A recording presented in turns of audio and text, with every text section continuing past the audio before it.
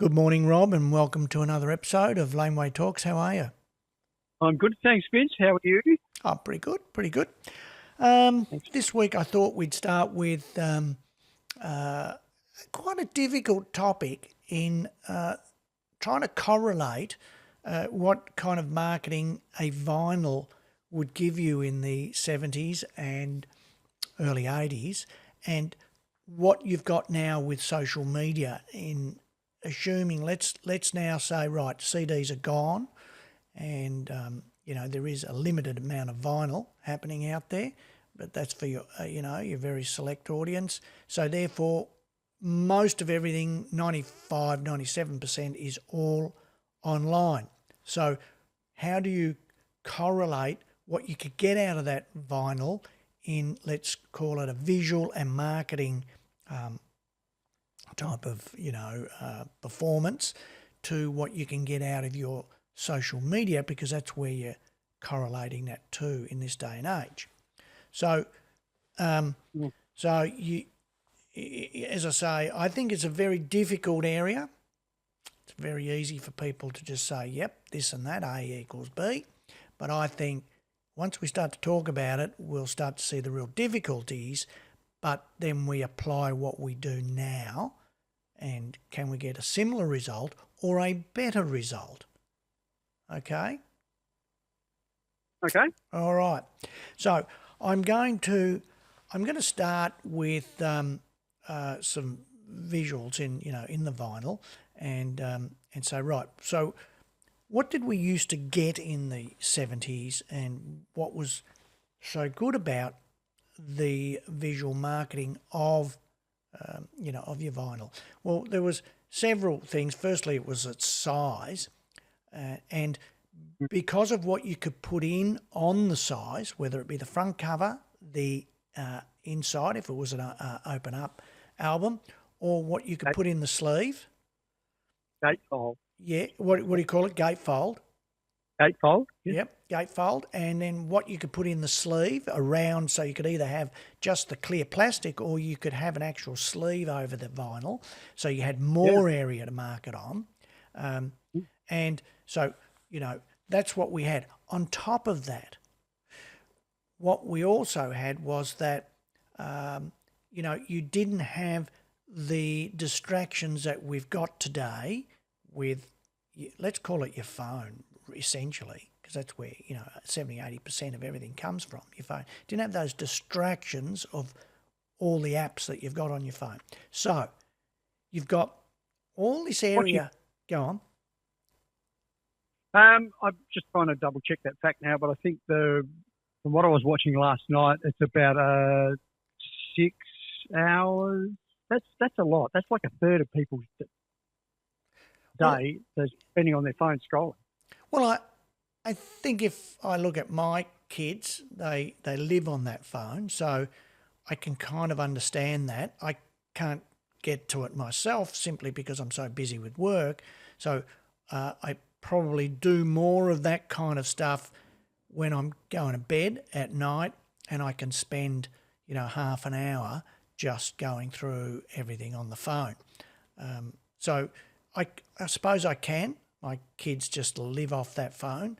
So, but that's a very important statistic. So, well, if I bring it back to what you can get visually out of the vinyl, and there's, and I'll show you in a minute, but we didn't have the complications of all the apps and what you can do and get distracted now. So you would essentially, look, this is what I used to do. You'd sit down, you'd listen to the music, you would read the album cover, what's on there, you'd look at the album cover, you'd read the liner notes back to front, and you probably read them 150 times when you listen to the album. And, if there's a sleeve, you'd look at that, and I'll show you that in a sec, what I mean by that, the different iterations. So, you would get a lot of value out of the marketing of that vinyl. Now, that was then. So, okay, let's go with one now. All right, and say, well, let's go with the first one I've got is Kiss Alive. Kiss Alive, okay? Great album. Now, yeah, It is. And not only do we get a great visual on the front, we then get to open it up. And when we get to open it up, we get to see that we've got a booklet inside. Also, a full-size booklet and colour booklet. Of course, then we've got we've got the advertising inside of the first 3 albums. So we've got that. Then we've got some notes there, what they call notes. Well, they're letters. There you go. So you know more about it than me. Okay. Well, because I read over and over again, they're letters from the characters from the band. Well, I probably did too. I just haven't read it. Now, I haven't read it lately. I had that. Well, I take out the sleeve, okay? And what we've got on the sleeve is the Casablanca collection. So we're marketing all our other artists, there. So I used to sit there and look at those. Now, what you couldn't do back then, now let's think about that, is that you would see those and go, I wonder what they're like. Now, the only way to know how they're like was to go down to the import store, a lot of the time not Brash's, but go down to the import store and try and find one of those and get the person in the store to put the vinyl on for you and have a listen to it on headphones or in the store. Yeah, that's how I first heard It's Alive. I saw the album, like they had maybe 10 copies all stacked, and it just looked amazing. And I picked it up and I asked the guy behind the counter, I said, can I listen to this? So you go down to the back of the store with a set of headphones and a volume control. They put the album on and you listen to it. Exactly.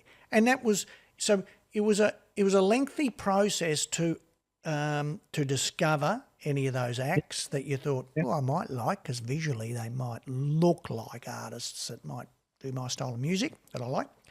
And, so therefore you had it in your mind for quite a long time. So you would think about it, because, you have to consciously think about it to then go, when I'm down at the import store next, I want to listen to that. So there was a lot of embedding mentally into you about those artists. Now, then I get to another Kiss album, which we released at Shock back in the day, and this is the Kiss Symphony.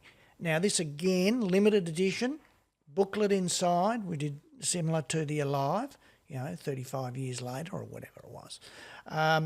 And visually quite stunning. This one's still wrapped, so I can't show you inside. Still shrink wrapped. And then I'll go to Budgie. Now, Budgie always went with an extremely, for me, beautiful drawings, which was by the same artist that used to do the Yes covers. So it was very similar. You could always tell. And Roger Dean, wasn't it? Yeah, look, it's on there, but whoever it was, but I know it was the same guy.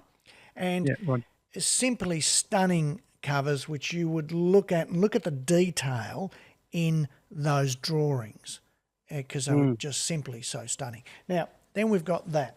And then, as I get my next one, we have a band called Rough Diamond. Now, what we did with this, or what they did with this album, is they have embossed the name. Okay? So they've embossed the name. So you can't see it on the screen, but that's embossing. So it's pushed out on the cover so you can feel it. And that was just simply stunning again. Now, of course, you get your back covers where you can get all the pictures of the artists. Of course, that was David Byron from Uriah Heep and Clem Clemson, obviously another very famous guitarist who did that straight after Uriah Heep when David left Uriah Heep. And then I'll go to another one, which is PFM, an Italian band. Now, what they've done, as you'll see here, is I can pull out the centre sleeve, the album, and see you get another picture behind it, because the front cover has a cutout in it. So we put it back in and we get a different picture. And just again, simply stunning stuff, it just, back then in that day, and that band PFM also had the next album they did a 3D fold out, which you would open up, what you call gated, and you open it up and a 3D cardboard picture would come out of it, which is, again, simply stunning. Just you'd look at it and go, my God, I can't touch this because I'll ruin it. So we've got all that. Of course, with all of that is what I said. You'd sit down and you would read everything on there. Who was the engineer? Who were the people that played on there? The backing singers, everything possible. And you would sit down and while you're listening to the music. Now, so I think when you look at that, there's some great marketing in that itself. Remembering the one big minus in that marketing is how you would get to see if you wanted to buy any of that other product. Okay?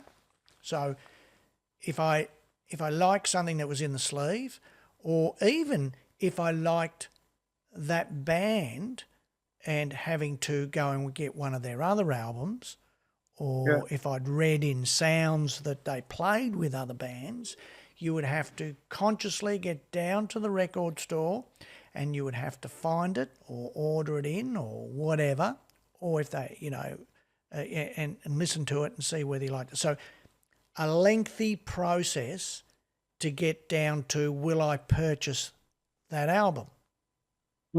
So there's a lot of embedding mentally into your brain about the product and, do I want to go with it? So when you actually do buy it, if you do buy it, I think you've placed a lot more value in the product itself because you've invested a lot of your personal time in there, haven't you, Rob? Yeah, very much so. Yeah. So the value that goes with it. Now, let's transport 35 years later and let's go to what have we got today and how can we compete with that? So from my perspective and from Laneway Music, you've got that whole gamma of social media, but the one I suppose perplexing thing about it is that if I really want to see artists related to that artist or whatever, I can go and do it instantaneously. And so let's pull it back and say, well, what would I do today with that, in all that graphic art and all that kind of stuff, even if I spent the money in developing all that, but it would be in the form of across YouTube, Facebook, Threads, Instagram, TikTok, LinkedIn, and then numerous other smaller platforms that relate to Asia more than anywhere. So, you've got all of those that you need to get across. All have essentially kind of different profiles, so we have to develop the visuals slightly different for all of those. We then have to think about the description that we're putting in there and the hashtags. The hashtags being really important too. So you've really got to come up with a description. You have to come up with thumbnails, so it's not necessarily on an album, it'll be the album cover, but on videos you really do have to think about thumbnails becoming more and more important to grab your attention the first time you look at it. So there's a whole different set of, I suppose, profiles that you need to look at there to actually get your product to the consumer. How can I get the punter to really sit down and want to delve into me in depthly? Now, this is my take on that, is that I love discovering new acts, and yes, I use Spotify as much as I don't like Spotify because I don't pay. but as a discovery tool. And remember, weeks ago we discussed how Spotify is still your marketing tool.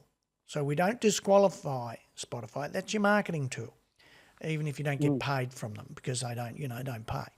But you can discover. And so if I listen to an act on my new release discovery, which I get every week, and I go, wow, they sound fantastic. I then go and find them on Spotify, and I try and have a look at their profile, usually fairly limited. Might have 2 or 3 pictures there, and that's about it. So that's it, Rob.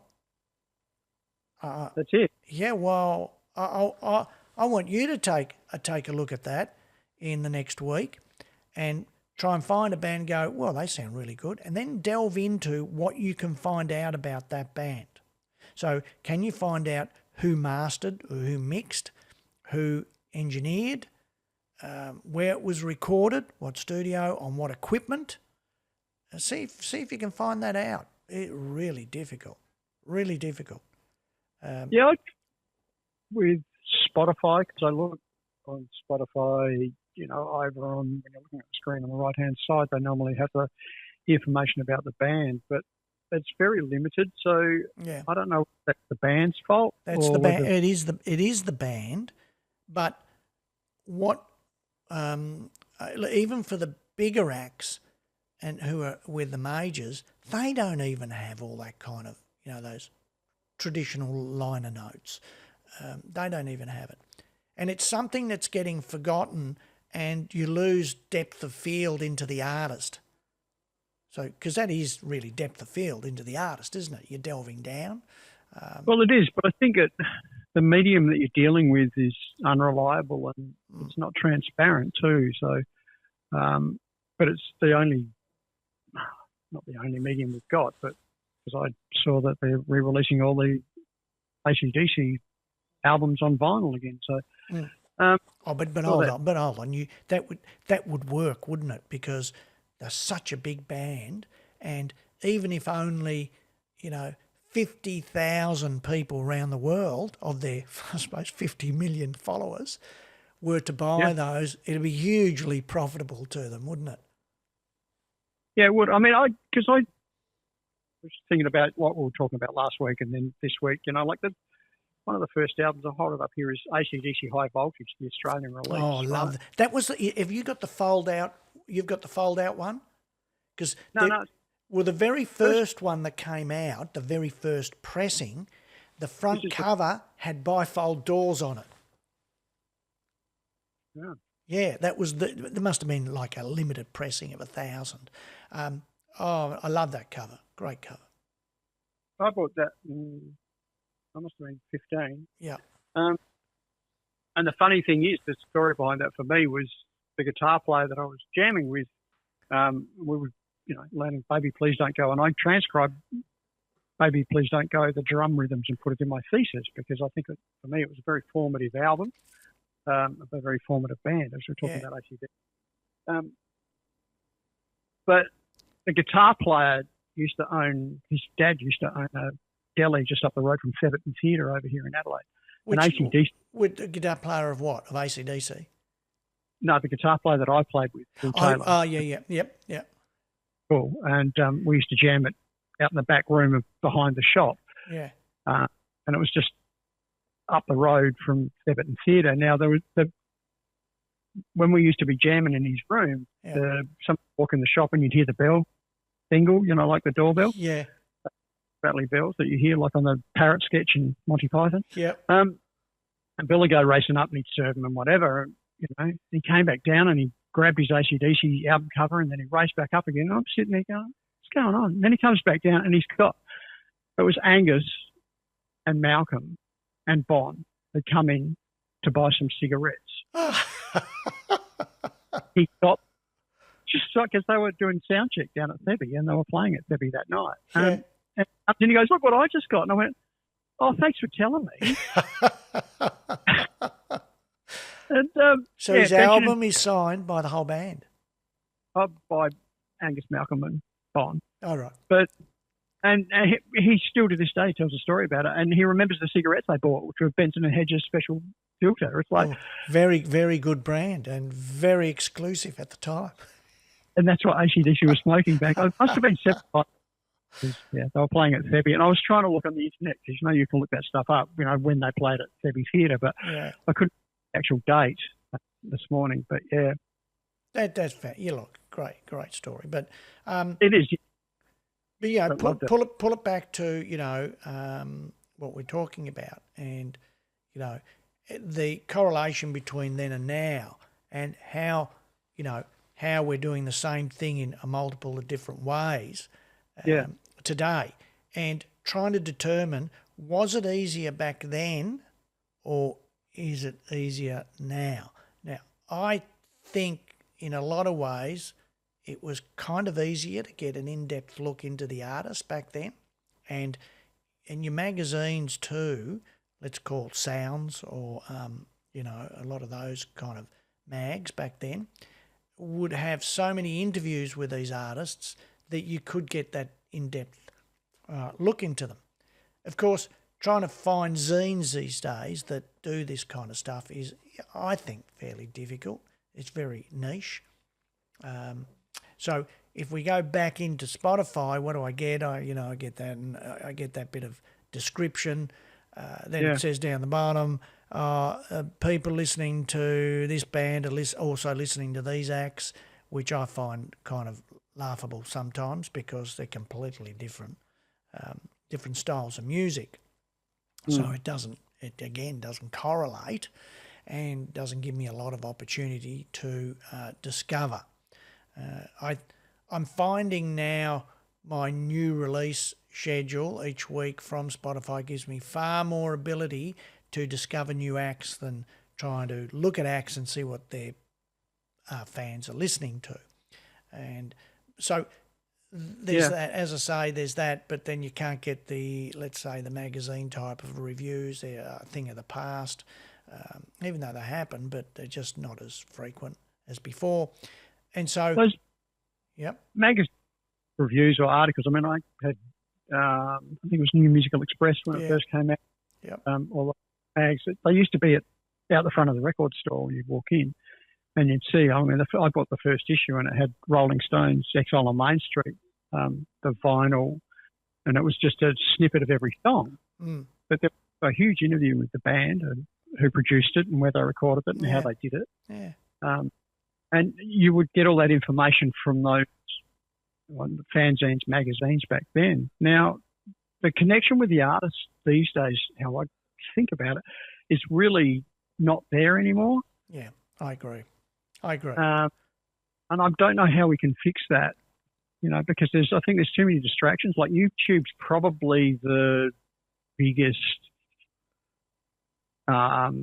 exposure, I think, for artists and people analysing music and bands, but I don't think it's the bands that are talking about themselves. It's listeners that are talking about what their experience with the bands are. So I agree with you entirely, and I think Laneway Red, we are going to expand into this area. We've got it all built in the back end, but it's not coming out in the front end yet. It will come out in months to come, but that was one of our big issues or gripes that we wanted to bring out, was the old MySpace type of delivery of information. Go on. What were you going to say? I've still got my MySpace. It's on my business card still. It's like, but fantastic, mate. That goes back 50 years. Anyway, but what you used to get on that was quite an in-depth look at the artist in MySpace, and that. So we've got that coming in Laneway Red. It's not there yet. For me, when MySpace came out and all these mediums came out, because I've been through it, like you, Vince, we've been through all the development technology. It was a platform for me to put the Virgin Soldiers recordings up. Because no one really, when I moved back to Adelaide, no one really knew who the Soldiers were in Adelaide as much as they did in Melbourne. But it gave me an opportunity to people to be able to hear what we did and have a listen and have a bit of history of the band. So that was like a second chance in a way. Absolutely. I agree with you. It was And I don't understand how it went under, really.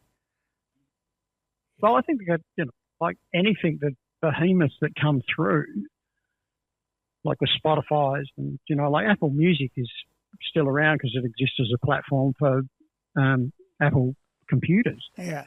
But Spotify's just taken over everything, really, hasn't it? Well, look, it has. There is theories that this can't last forever because, as we've discussed, you find it very difficult to make any money on Spotify. So if you get 50 or 100,000 streams, you make pittance, and people are saying, but you still need Spotify, so use it as your marketing tool, but don't rely on it to make any money.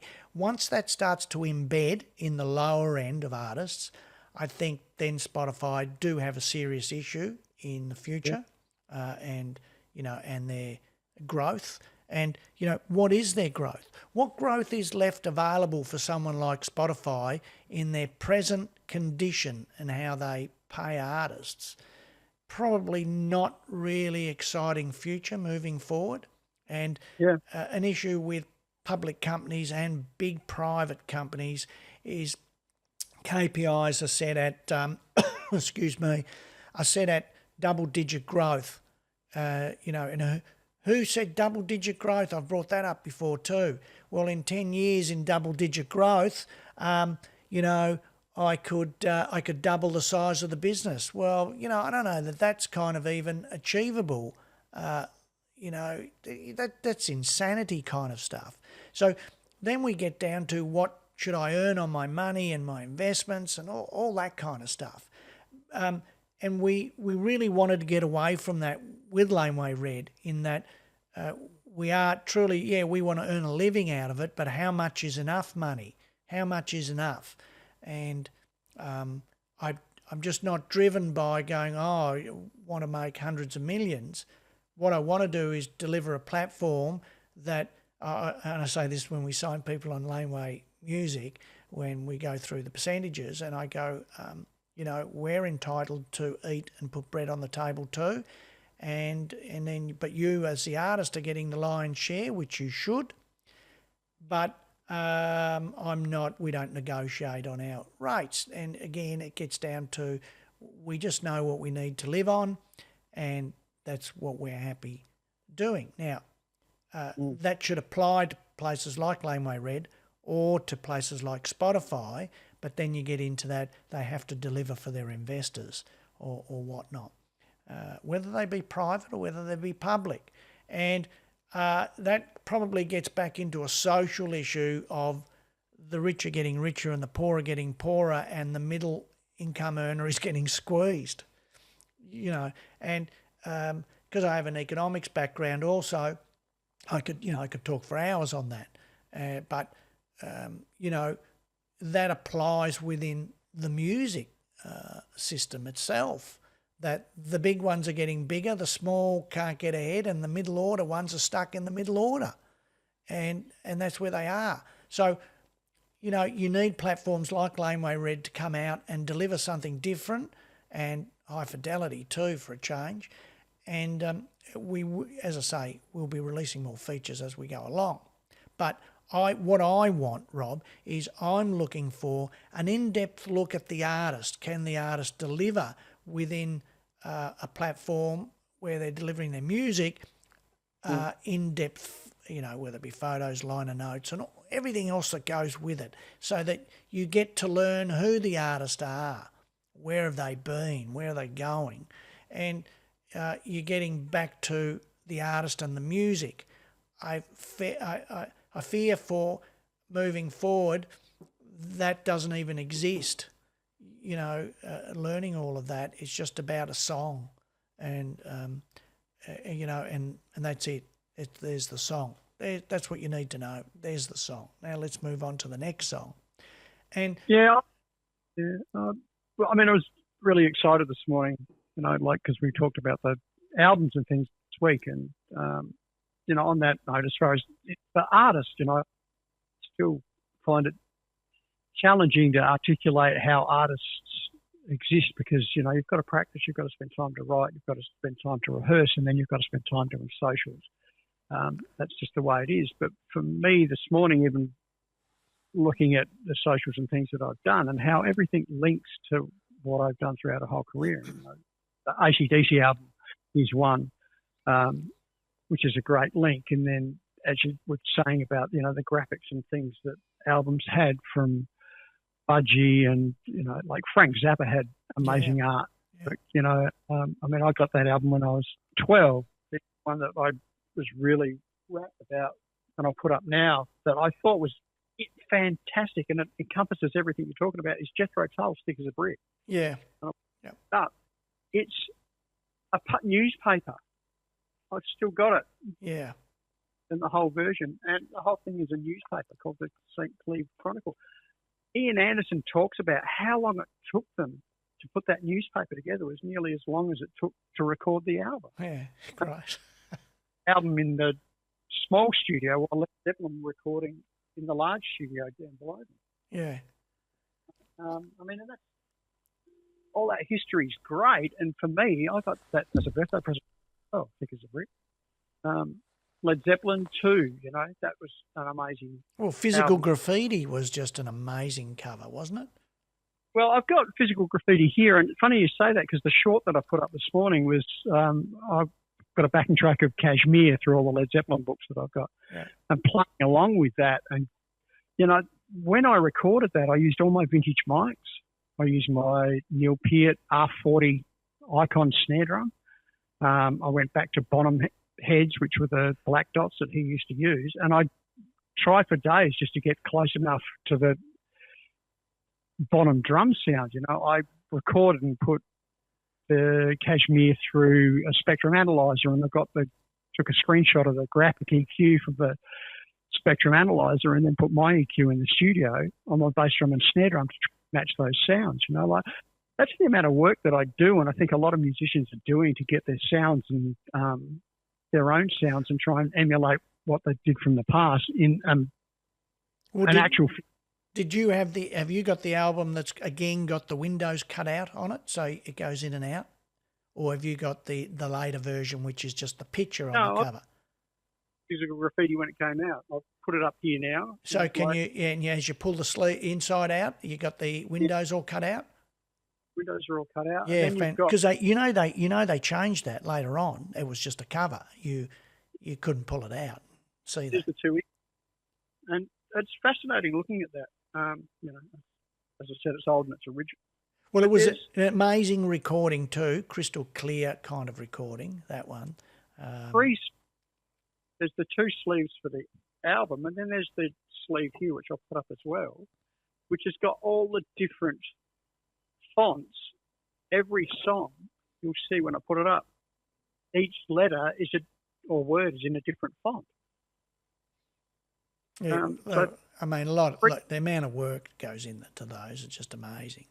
Yeah, there's 3 sleeves inside the actual sleeve itself, and you can change it to whatever you want, and then you can sit there and go, "Wow, I've got a different album today." But why couldn't we transpose this across to the digital world in some form, shape, or form, where you can't get the 3D of pulling it in and out and looking at it that way, but we could actually give a lot of what's on there online, and it just isn't happening at the moment, and it could be available. I mean, as you and also as part of talking about your recording of that and the mics you were using, it did come up while I was talking to some musicians this week about the TD-17, the new Roland drum kit. No, it's not the TD-17, but what's it called? I can't remember what the number is. It came up online, so I had a good look at everything, and we were discussing it, and we were looking at the brain on it, and then going, right, so I know I'm detracting here a bit, but it's important too, is that, coming out of the brain, you still got to go into a switch, don't you, of some sort, because then you've got to come out of that and go into your computer. And we felt it would be just as complicated on the software side, where we all have problems allocating channels, say whether it be in Superior Drummer or whatever. And but we thought, well, going ahead in the future, imagine having one of those in the studio where it's all set up correctly. Man, the versatility it'll give you will be phenomenal. What do you think? Yeah, because I deal with that and I listen to those kits, 4 days a week, and I have for the past, ever since they were invented. Yeah. The thing, I love when Roland came out because it was Phil Collins sounds that they were using originally. Yeah. I love when Yamaha came out because it was Dave Weckl sounds. Dave Weckle's just been in Melbourne, but, you were getting the sounds of those drummers in the studios through $1 million worth of equipment. I mean, it's the same thing now. You're emulating all that. But as I said, going back to what I was recording Kashmir and the shorts that I record in my studio, I have to learn how to make those sounds. I have to learn how to hit the drum to make those sounds. I've got to learn mic placement, EQ, compression. All of those things I think are really important for you to understand how to get your own sound. When you're hitting a pad that's triggering $1 million sound, and then you're putting it into a DAW that's got a grid and playing perfectly in time, I think there's so many elements that are disappearing from being a quality musician of yesteryear. These days, you just got to be a quality engineer and be able to have all the gadgets to trickery. Physically, when I watch the Kashmir thing that I put up, I'll go back to, I kind of rush a little bit coming out of the field and into the crashes, and I can hear that. It's not much, but I can hear it. But that's the essence of me learning while I'm recording myself. I'm not sitting there looking at a grid, adjusting it. And I've seen Lars doing that, and then Some Kind of Monster, when they were doing that St. Anger album, Lars is sitting there actually physically pushing a note across to make it on the grid so it's in time. It's like, Bonham never did that, Ian Pace never did that. Those bands were mighty and it was organic, Alex Van Halen did that. It moved, it had breath. I think we're losing all that. And everybody's drum sound was different. You could tell Ian Pace from John Bonham, from Bill Ward, from Ainsley Dunbar, all of those guys have their own drum sounds. These days, everybody sounds exactly the same because they're using superior drummer. Just have a look at what I'm putting up now, and I'm putting some footage up of John Annis playing with Kevin Borich back in 1977. And love John. And have a look at the kit he's using and the style and the flow of the drummer, and it is just sensational. Is it down that you say that again? Is it the song Going Downtown, which is the snared train beat? Yeah, I think it is Going Downtown. And no, actually, look, I'll have a look at that, but I'll put the name up. So there. Anyway, it is just him doing a good 10-minute drum solo, and it just fantastic, absolutely fantastic. And you look at what he must have been, how he must have been practicing, and as I saw, I felt the flow. It was the flow he had around the kit that was just so good. Different flow from Virgil Donati, different flow from Neil Peart, a different flow from John Bonham. So isn't that fantastic? How that's the beauty of it, because we're all made different. Yeah, and it just great. Flesh and blood have different size muscles, different frames, different brains, from different experiences, and all that reflects in how you sound behind the drum kit. You can't hide that. Absolutely. Another few days ago, and it was from a drum solo that I did when we were being introduced, when we were playing. It was our first gig in Melbourne when we toured there with the Modes in '83. We were playing at Billboard. And the good thing about Billboard is you could video your band, and they gave you a copy of the video. It was great because they had an in-house system to do that. And I'm listening to my snare sound, and it's fantastic. But you can hear that the microphones are up inside the drum. Yeah. So you can hear that concert tom sound that I had on my Ludwig from 10, 12 concert toms. And the lick that I'm playing, I call it the shaving a haircut lick. That bump, but it dun dun dun. That's shaving a haircut. That's what it's from the 30s. I would have had my Tama concert kit at that stage. You would have had, if you mic'd it live, that probably the sound you would have had if you played a billboard, Yeah. because they constantly put microphones up inside the drum. And Yeah. a boxy but MIDI sound, but it sounded great. Yeah. But the lick I was using is from Ainsley Dunbar, that I got off of the Frank Zappa Fillmore East album, the live album. And I can hear all the influences there that I had of, Ainsley's licks, but it was my drum sound. It was the drum sound that we had through our production, while we're on tour. I mean, I love that stuff. That gives you your own signature, I think. Well, it's interesting what you're saying there too. Now, let's pull it back to where I started today, and we're looking at the correlation between vinyl and now the digital world and whatever. And that was something else you used to get on all the album covers, what instruments they used to play. And what I mean by that, what particular six-string guitar, what particular drum kit, right? Yeah. Or if they were sponsored, Rob Boundy, plays Ludwig. And, and sometimes they would even put which particular kit, and gets right down to that, such and such plays Gibson, and, and whether it be an SG Junior or something like that. Kiss did that on their live album. Kiss played pearl drums and Gibson guitars. But if I'm holding up the Rainbow album, the live album, I saw them 76 at Festival Theatre. Yeah. Festival Hall, you mean? Festival Theatre in Adelaide. Oh, okay. Yep. In Adelaide. And Cozy Pal? Cozy Power on a Ludwig kit, double bass drum Ludwig kit, which I've never seen anyone playing a double bass drum kit. And it was just loud, and it blew my head off. And I bought the album. And on the back of the album, it's got Rainbow equipment. And you go down and it lists everything. It's got all the size toms, two 26 by 20 bass drums, 14 by all Ludwig classic series kits. And I took this album cover into John Reynolds and I said, I want this drum kit. Yeah. I heard it. It's the thing I've ever heard in my life from all the concerts that I've been to. And I've been to a lot of concerts by that. And I went, I want a Ludwig drum kit. And John Stevens turned, he said, you don't want that? I went, yeah, I do. I had to have an argument with the guy in the shop about I wanted Cozy Power's drum kit so I could tour. And that's essentially what the kit that I was talking about. And I was playing on in the Virgin Soldiers, all the Soldiers albums. Tell me, with those double drum kits, right? Now, I've never double bass drum kits. Yep. I've never played one before, but what is it? Is it essentially? I know this sounds really dumb, being a drummer, but I had no interest in them, so I don't know. But did you used to have a single kick which had was connected to the second drum, so therefore you're getting the same? No. Or is it two separate, completely separate bass drum kicks? That era, I mean, we're talking 76, it was two separate bass drums. Now, I was working at Brash's in 85, 86 when Mike Lynch from Tama rang me and said, Rob, we've just got this new thing in from Tama. It's called a double bass drum pedal. Do you want it?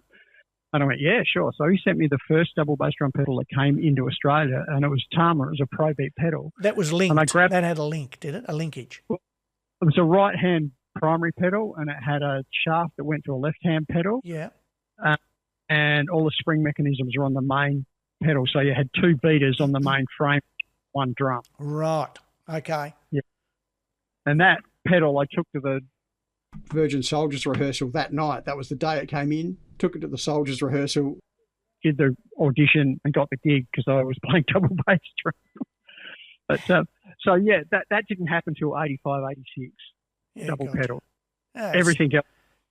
It was just interesting because, as I said, I've never used one, so I don't know how they operate and never took any interest. But and I'll tell you why too, because I was looking at that John Annis yesterday, that John Annis drum solo, and there was a close-up on him where you could see his knees, right? So we're from the front, not from the back, and I could see his knees going up and down, and I was trying to work out the different timing. Like anything with drumming, you get used to your left and right and your coordinations and everything. But I was looking at that going, oh, wow, that's it. Yeah, that's pretty good. Anyway, that was a little bit of trivia. So, look, I suppose, look, we're just running out of time, but I just wanted to bring it back. So, I mean, What do you? So what's your kind of feeling outcome on, from the vinyl days to how we're getting to promote that visual effect today? What's your? I just want to finish off with that on that topic. Yeah, sure. Trying to get the penetration through the sea of artists and product and things we've got to compete with. One, you've got to get penetration through that.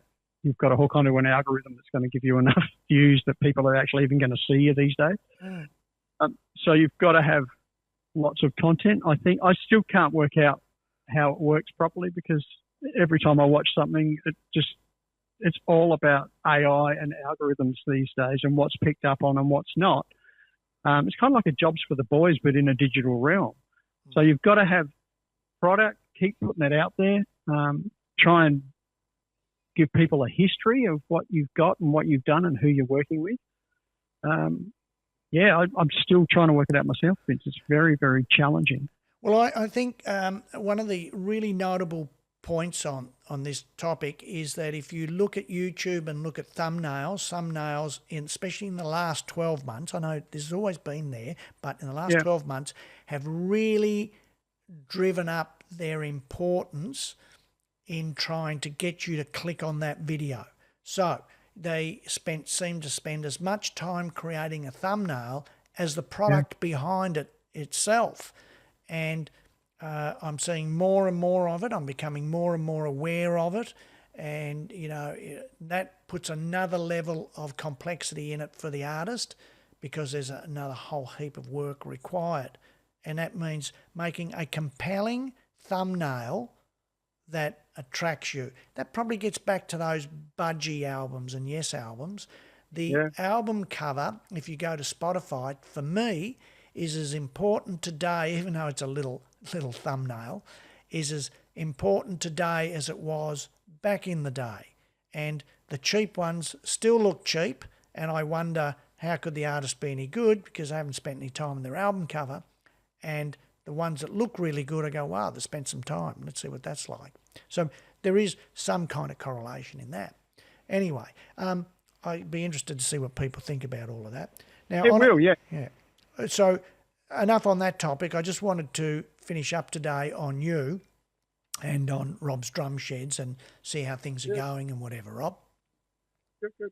I just hold up the Virgin Soldiers album when I got the Virgin Soldiers T-shirt on from 30 years.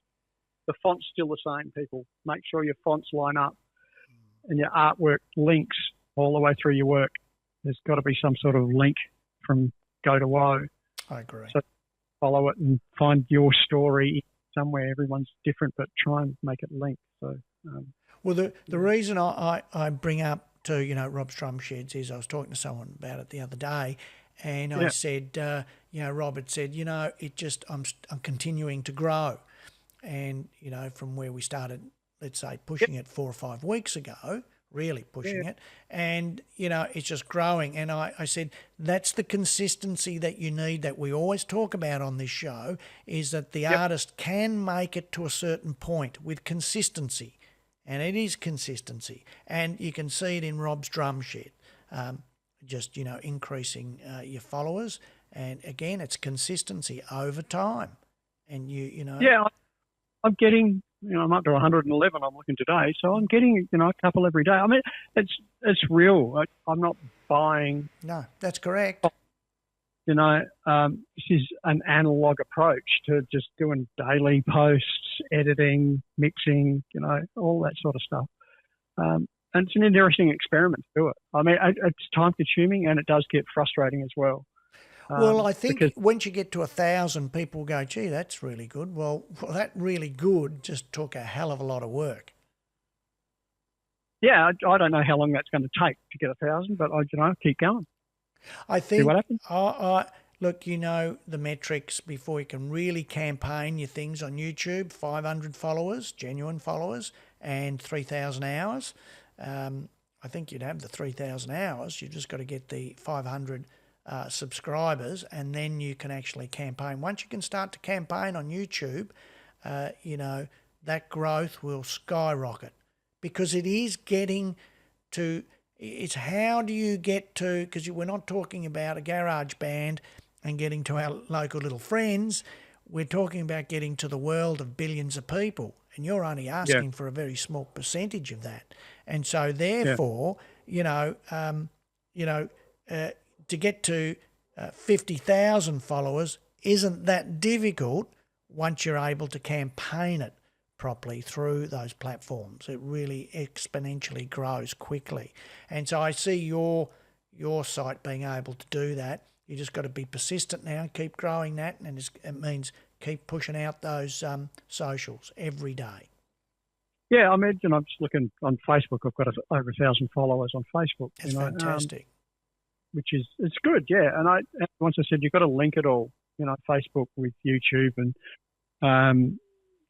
for me, TikTok's a new thing, but I'm experimenting in the world of that. So I'm getting, like 600, 800,000 views on TikTok as well. So for each of the little bits. But I'm trying to link them all together. There's a story in everything that I'm doing. Everything links. All of those shorts that I put up on YouTube, every one of them has a backstory. Every one of them has content that I've worked on in my book with my bands and to develop as a musician. I think, when you boil it down to what we're talking about with Laneway Music and how to promote yourself as an artist, you've got to still work on yourself as a creative artist to have product to get out there. And that requires hard work every day. Yeah, how's your practice going? Yeah, my practice, very badly, very badly.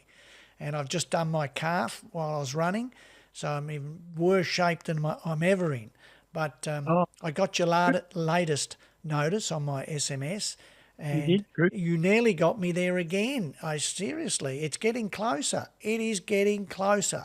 And I say to everybody, I will be doing my rudiments. It's not too distant future, and my drumming will be getting better again.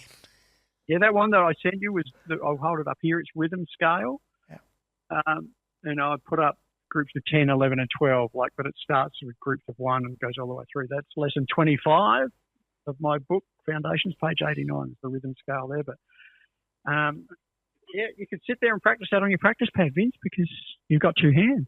You might have a sore cut. That's true. I could. Now, on another note, how's the release coming along? Good. We'll have the video to you the end of the week. That's tomorrow, yeah. Okay. So then we're ready to kind of schedule it all in, yeah? Yeah, we just got to get the master. I've got to get the master from the studio from Brett Sodi Pop. Yep. Shout out to you there. And I should, by the end of the week it'll be done. So you get it all next week. So just got to schedule it from there. Okay. All right, we'll go from there, and can't wait. And to another get that way, out. we've got artwork for Another Way happening. Oh yeah. Another Way? Is that the song that we're getting the video made for? Absolutely, yeah. Yeah. The other thing is Power Hungry. We've got some animation going into that clip as well. Power Hungry is the film clip in the last single we did, which is great. And the Good and the Bad too. I need to talk to you about that. We need that artwork back up for Good and the Bad as well. But I've lost that. Anyway. All right, we'll get onto that. All right, and next week I would like to talk about genres, about how we really decipher what genres are what, because that's all changed. And again, I was talking to some musicians about that the other day, and having a chuckle about, they thought they were metal back in the day. I said, well, you're kind of soft rock now, aren't you? So talking about genres and how they've developed and over time and what they mean now. Anyway, that's something to think about for next week, okay? Yeah, well, that's a good one for next week. I like that topic. All right, Rob, been good talking to you. Talk to you next week. Great work, Vince. Thanks, buddy. See you, mate. Bye.